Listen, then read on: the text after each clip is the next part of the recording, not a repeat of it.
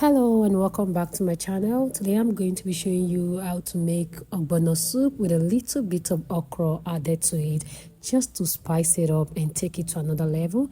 If this is your first time here, you're welcome. Just stay tuned and learn. So I started by washing my beef and then I poured it into a pot, added some chopped onion.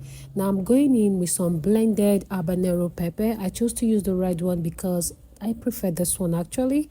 And then now I'm adding some salt and then I'm adding some seasoning cubes. So we're not going to add water to this. We're just going to cover it and let it simmer for like 10 minutes. And after 10 minutes, we're going to come back to this. Okay, so after 10 minutes, I decided to check on it. As you can see, it adds some water in it already, and this is without adding water. So now I'm adding some water to it because the beef is very strong. So I'm going to need it to be very tender. Now I'm going in with some cow skin after adding water to the beef. I did not add the cow skin at the beginning because I do not want it to be too soft, you understand? If you understand what I'm saying rather. So moving forward, I'm just going to cover this and let it come to a boil for 30 minutes. Now in another pot, I poured in some palm oil. Now I'm going to heat the oil up, and once it's very hot, so once the oil is very hot, I'm going to pour in my blended fresh pepper. Now those pepper, I use two types of pepper. I use the normal atarodo pepper and the habanero pepper, and then I added some crayfish to it and some onion, and then I blended it, roughly blended, not smoothly blended. Now I'm going to fry this for just 10 minutes or thereabout. I'm just going to fry for 10 minutes, and after 10 minutes I'm going to go in with a blended ogbono. I also added some crayfish to the ogbono, and I added some, no, it's not locust beans, I don't know what you call it in your language, but in my language we call it Opeyin. So I cannot tell what it is that you call it in your own language. Now back to the cooking pot of the beef. I'm going to pour in the fried ogbono. Now when you pour in this, it might be very, very thick.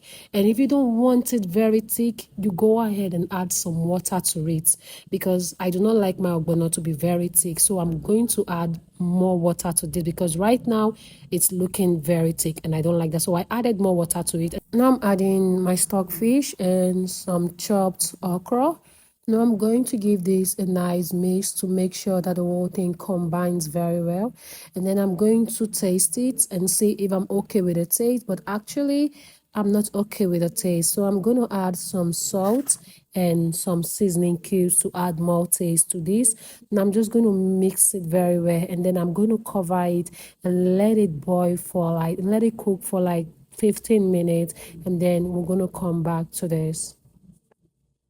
Sorry, I think I actually skipped the part where I added the salt. It wasn't easy because I'm doing everything myself. Okay, so after 15 minutes, I decided to check on it. Now I'm going in with some smoked Titus fish. I washed it and then I deboned it. Please do not forget to debone your fish before adding it into your soup so that you do not get choked on it, or on the bones rather, when eating the soup. So for this very soup, I'm going to be using Uziza Leaf. Uziza Leaf is my go-to leaf for ogbono soup and okra soup.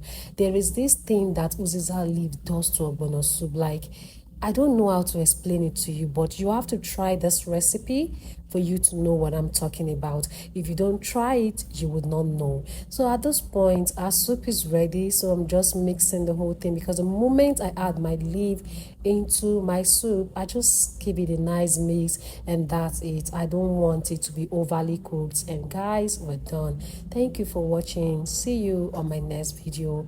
Bye for now.